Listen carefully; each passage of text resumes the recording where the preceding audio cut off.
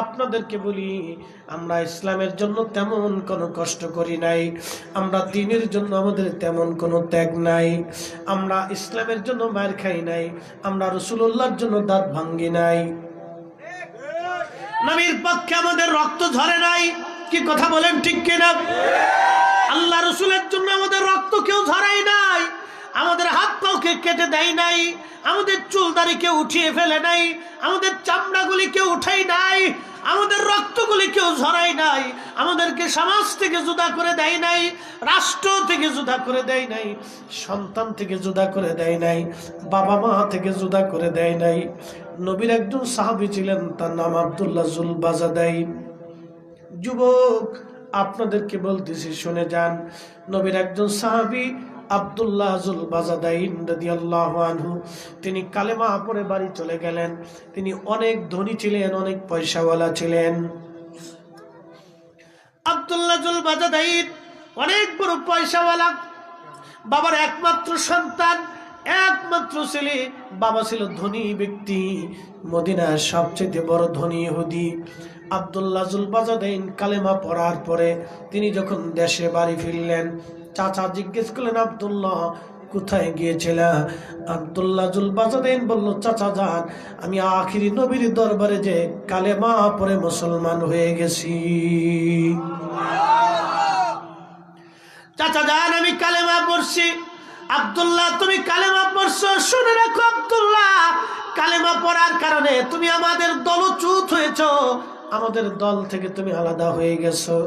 আব্দুল্লাহ রে, তাহলে আমাদের রাজ্যে, আমাদের এলাকায়, আমাদের দেশে তুমি আর থাকতে পারবা না। তোমার বাবা অনেক সম্পদের মালিক ছিল, এই সম্পদ থেকে একটা পয়সাও তুমি পাইবা না। আহা, সেই দিন কালেমা এত সহজ না, কালেমা সহজ না। আমরা বাবার কালের কালেমা পাইছি বিদায় বুঝতে পারি না, আমরা দিন, বাবার কালের দিন পাইছি বিদায় বুঝতে পারি না। পরিচয়ের মুসলমান হযরত আব্দুল্লাহ জুল বাজাদাইন কে তার চাচা ডেকে বলে, আব্দুল্লাহ, সমস্ত সম্পদ থেকে তোমাকে জুদা করে দিলাম।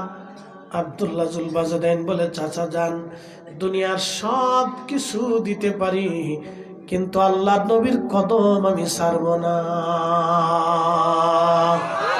না না, হয় না। চিৎকার মেরে জোরে বলেন আল্লাহু আকবার। আরো জোরে বলেন না ইয়া রাসূলুল্লাহ।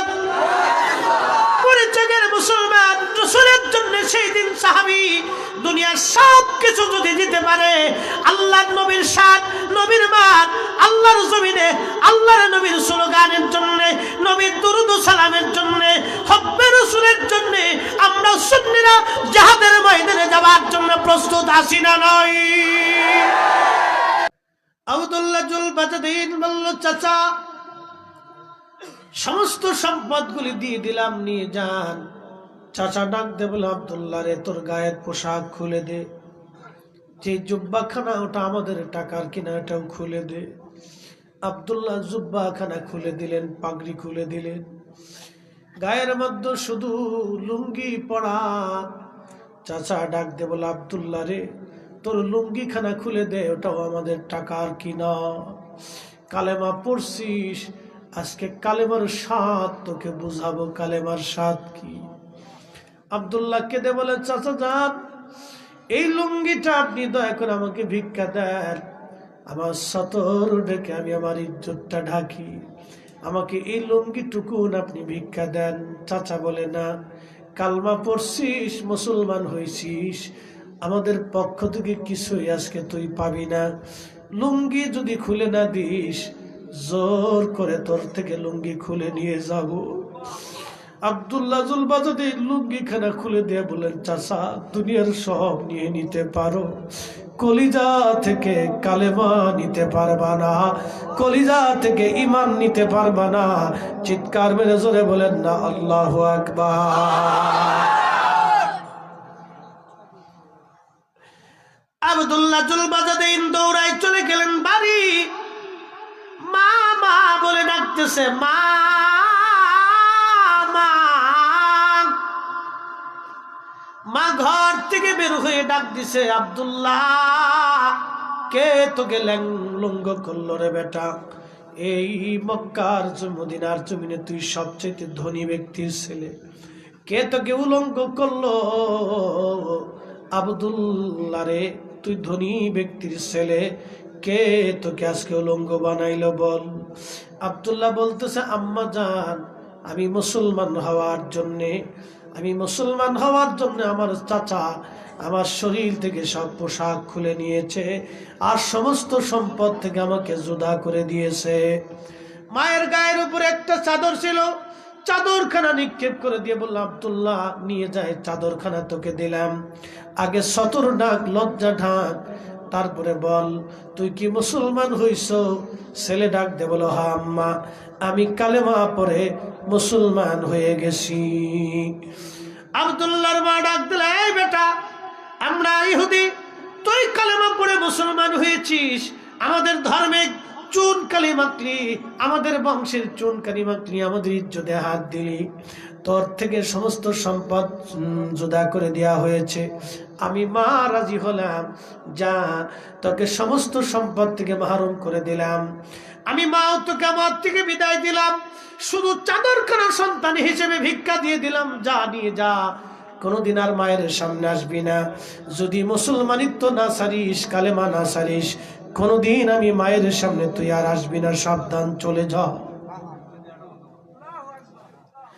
চলে যা আব্দুল্লাহ, আর কোনদিন আসবি না, আব্দুল্লাহ চলে যা, মায়ের সামনে দাঁড়াবি না, কোনদিন মায়ের সামনে আর দাঁড়াবি না, চলে যা আব্দুল্লাহ।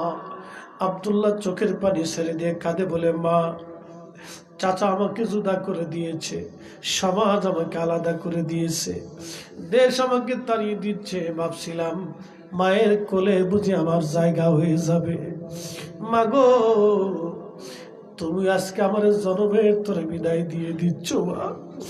ও মা, দুনিয়ার সব কিছু ছাড়তে পারি রে মা, পৃথিবীর সবচেয়ে নিরাপদ আশ্রয় মায়ের কোল। আমি জানতাম দুনিয়ার সবাই তারাই দিল, তুমি মা আমারে তারাই দিবা না। তাকে সন্তান ভালোবাসা থেকে জুদা করে দিয়েছে, তারপরেও আমার আব্দুল্লাহ ভুলে যায় নাই। আমি নবী আজকে ওরে ভুলবো না। সবাই তোমরা কবর খনন করতে পারো, কিন্তু আমি নবী নিজে হাতে আব্দুল্লাহকে কবরে নামাইব। আমি নবী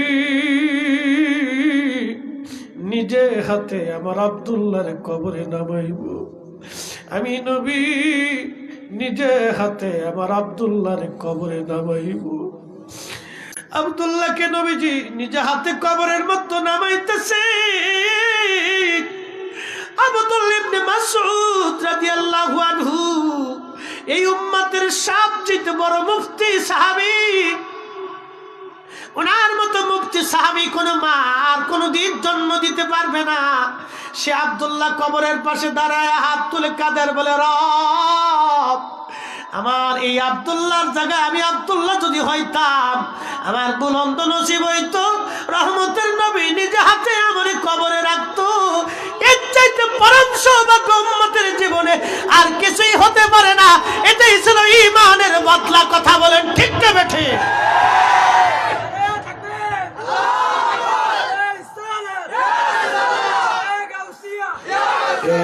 সবজ গম্বদ ওয়ালে मंजूर दुआ करो ना, जब वक्त न जाए आका दीदार आता करना, दीदार आता करना।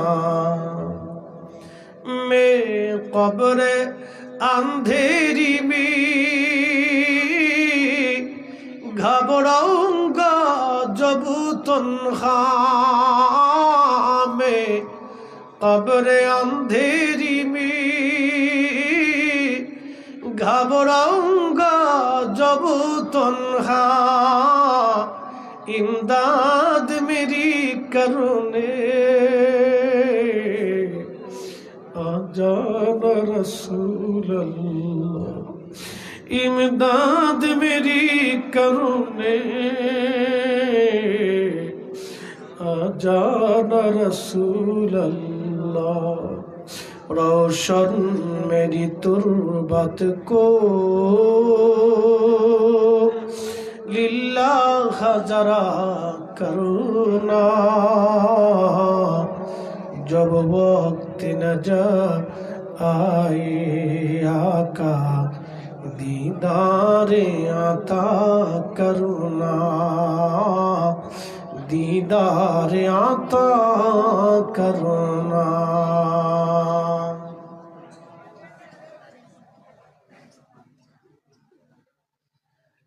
আমার দিকে তাকান। আব্দুল্লাহ জুল বাজাদাইনকে কবরে রাখার পরে নবীজি কবর সমান করলেন।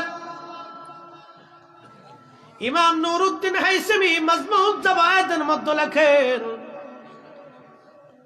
কবর সমান করে দেওয়ার পরে কবরের পাশে দাঁড়াইয়া নবীজি হাত বাড়াইছে। সাহাবীরা বলেন, আল্লাহর নবীর সঙ্গে আমরাও হাত বাড়াই দিলাম। একসাথে বলবেন না মারহাবা। নবী দোয়া শুরু করলেন, দোয়া শুরু করলেন। সাহাবীরা বলেন, নবীর সাথে আমরাও দোয়া শুরু করলাম। তাহলে আপনারা বলেন, দোয়া চলবে না বন্ধ হবে? হ্যাঁ, জোরে বলেন, দোয়া চলবে না বন্ধ হবে? যারা বন্ধ করতে চায় সব শয়তানের দালাল। হাত উঁচু করে বলেন ঠিক কিনা?